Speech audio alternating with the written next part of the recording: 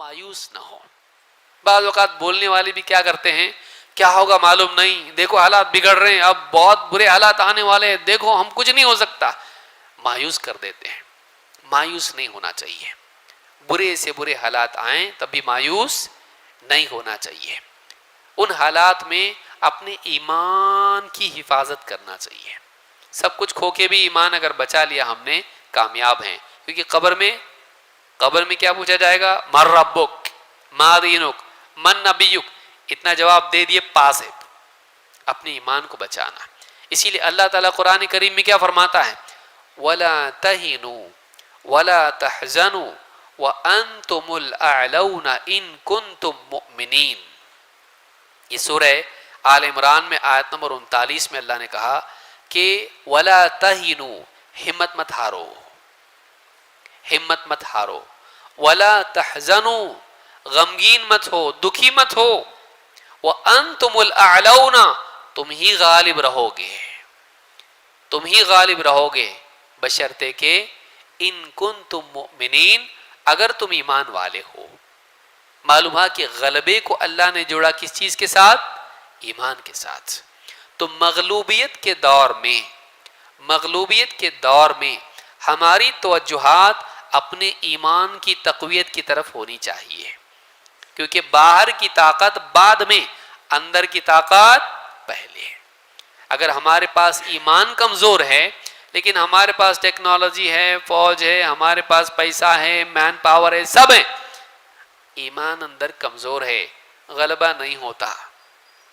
پہلے کیا کرنا پڑے گا، اندر کی طاقت زیادہ ہونا چاہیے. تو اللہ تعالیٰ نے غلبے کو کس کے ساتھ جوڑا، ایمان کے ساتھ.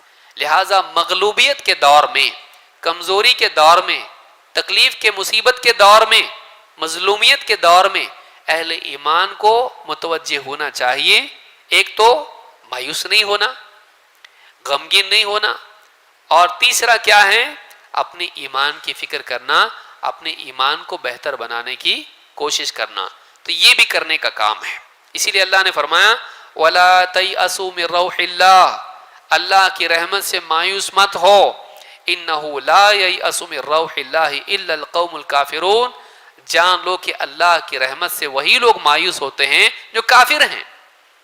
بھئی جو اللہ کو نہیں مانتا وہ مایوس ہو گیا، سمجھ میں آتا ہے، لیکن جو اللہ کو مانتا ہے کہ اللہ تعالیٰ لمحوں میں حالات کو بدل سکتا ہے، وہ مایوس ہو جا رہا، آگے کچھ نہیں ہو سکتا، اب سب ختم ہو گیا. اب NRC آیا تو سب ختم ہو جاتا، ہوتا نہیں ہوتا. فرعون آ کے بھی کیا کر لیا. آپ بتائیے، موسیٰ علیہ السلام کے ساتھ تھے سب بنی اسرائیل، کیا کہا جب دیکھا فَلَمَّا تَرَأَى الْجَمْعَانِ قَالَ أَصْحَابُ مُوسَىٰ إِنَّا لَمُدْرَكُونَ. جب دونوں آمنے سامنے ہو گئے، بنی اسرائیل اور فرعون کا لشکر، موسیٰ علیہ السلام کے ساتھ والے کہنے لگے پکڑے گئے، برے پھنسے.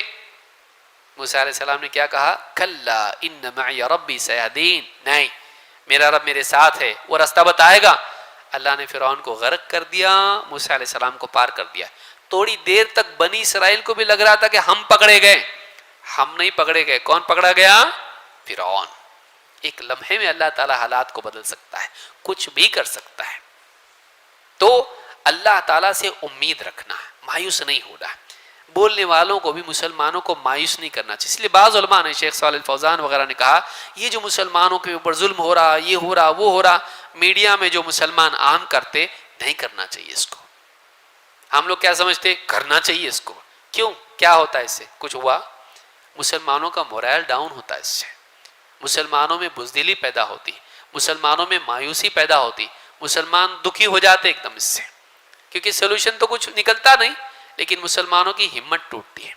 تو مسلمانوں کو یہ ایسا، مسلمانوں کے برے حالات کو عام کر کے مسلمانوں کی ہمت اور توڑنا نہیں چاہیے. تو مسلمانوں کو امید دلائی جائے.